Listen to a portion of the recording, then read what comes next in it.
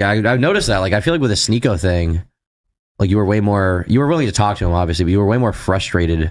For a little bit, and like when people pitched the idea of you debating him, you were like, what the f are we debate about? Yeah, because it also feels dumb too, because like everything is like, it's weird because everything simultaneously got more important and less important at the same time. Like if you were to argue with like red pill existed on the internet like 7 or 8 years ago, but it has nothing to do with the red pill that exists today. Like before, it was just like about like how to get girls and how women suck sometimes, and maybe you like don't like women or whatever, and that's kind of right. But that's it. But now if you're red pill, you're also like a Muslim and you like want to vote for Donald Trump and you like hate climate change and Jewish space lasers, and like you have to have like an opinion about everything now. So the evolution of that term has also been super weird though, because when I remember red pill being a thing was on 4chan in 2016, and that meant you were racist, sexist, homophobic, whatever the oh, maybe, you know? Like it was like an alt-right thing. I got associated with Trump a little bit, like, oh, you red pilled on things. But when you were in like the online like dating communities, like the MGTOWs and the red pillers and the MRAs, awesome. And yeah, they were, yeah, it was just different. And so now, so it feels weird that like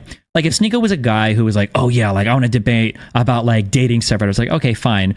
But because that's like, it's not important, and it's like it's a not important debate about a not important thing. But now it's like not important debates about really important things. Like I don't need Sneako's take on Israel Palestine. Like this kid is like, why would anybody listen about anything? And like he pretends to be a Muslim and he doesn't know anything about the religion, so why the would I care about that? Like he pretends to have these really strong opinions on like court stuff and he doesn't know any of this. So it's like now everybody has like all these huge debates on these really important topics, but they literally know nothing about it. So the interest of me is like you and I, but whenever we talk, but it kind of makes sense.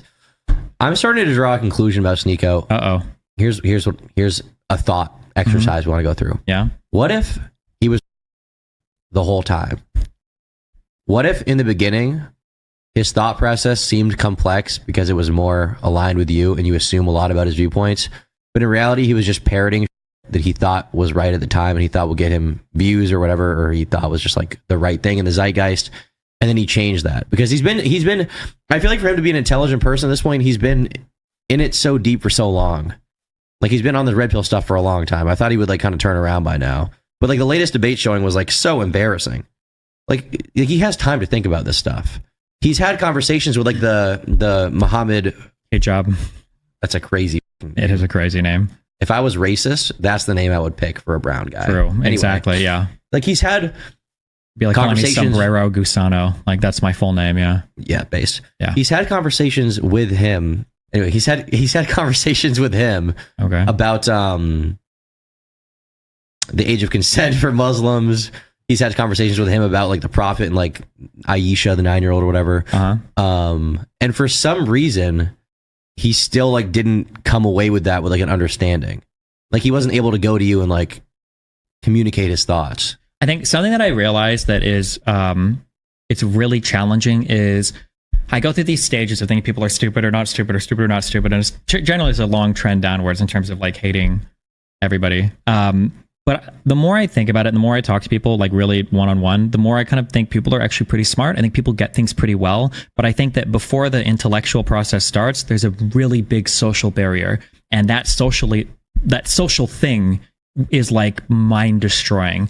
And it's kind of like having like depression or anxiety or whatever, where you tell a person with depression, like, why not just like get up and like do something? And the person's like, I don't think you understand. I don't even have the desire to like be happy. Like, it's not about me like not knowing how to be. Don't you think it would be socially advantageous for him to debate you well? No.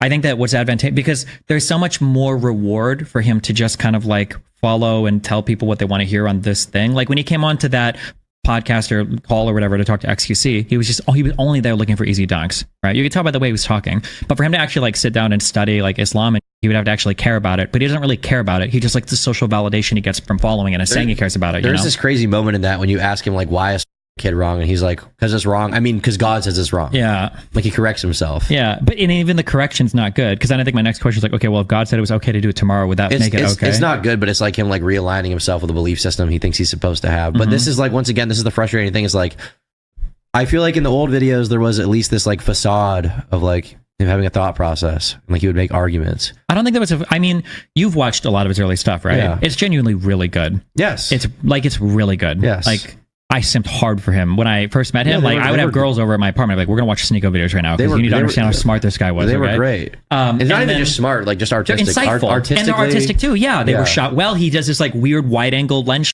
that is kind of shouldn't work, but it does. And it's like his style. He had and these weird little like animations and drawings and cool editing stuff. And like he had like musical like segments and like bits and stuff. Like they were really good. Yeah. And he walked the line early that we talked about of being like you're humble enough to realize when you're making mistakes, but you're arrogant enough to like be like very forward about it. Like, you know, like, yeah. And he was very honest about like his faults and everything. Yes. But now it's just like, I feel like he became like every single thing that he would have ever, it feels like, hated in any of those videos. But the reason why, I think, is because of the, oh God, there was this sounds so mean. I don't want to bring this up. Never mind. Sometimes you see a person who is like doing content and you see it and you're like, this is good content. And you're trying hard and you just haven't figured out how to make it work yet, but it's like good. And they're grinding and grinding and grinding. And then they turn what? I didn't say anything. You're laughing. Okay. They turn towards something a little bit different that I don't want to say it's like a sellout, but it's like clearly not in the style of what they were good at. But then they get so much social reward in that direction. And I think in that person's mind, they get rewired very quickly. We're like, okay, well, I was working on this before and nobody cared. Nobody liked it. And I'm still like the same person, but I am going to veer off in this direction. And the direction that you veer off can become very self-reinforcing very quickly. And then you get captured completely. And so do you think he thinks the only way he could forge it forward by this point is by having that same mentality? Yeah, because because it's funny because in a way, you and Sneako are very similar, but you didn't have that explosive moment of doing something different, and he did, because he also started when he was 14, I think, right? Maybe earlier. He was young, and he grinded, he made content for a long time, and he was doing pretty good.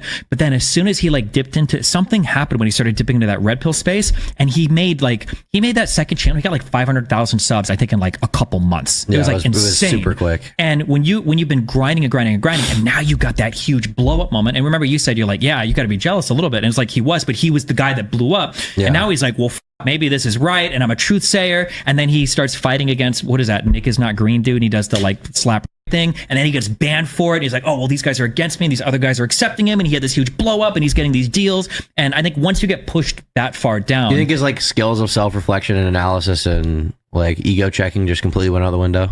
I would say yes, but I would also say, I think for most people in that circumstance, it would be really hard. Like, we all would like to think, everybody likes to think that in like 1942, you would be the one German who would be like, no, f you, like I would fight the Nazis with the Jews. Yeah, or you'd be like the guy in the 1700s who's like, I wouldn't have slaves. I would tell those people they're wrong. But that's just not We'd real. all like to think that, yeah, but given that situation, I don't know, would you? You'd hope so.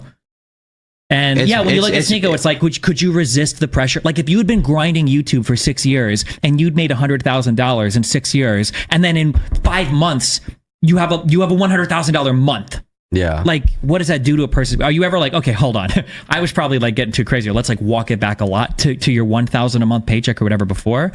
That's it was a slower thing for me for sure, which I in some ways appreciate, but also at the same time, it's like, seeing the chat move that fast back then is crazy. The chat's a little slow now, but back then it was like, holy.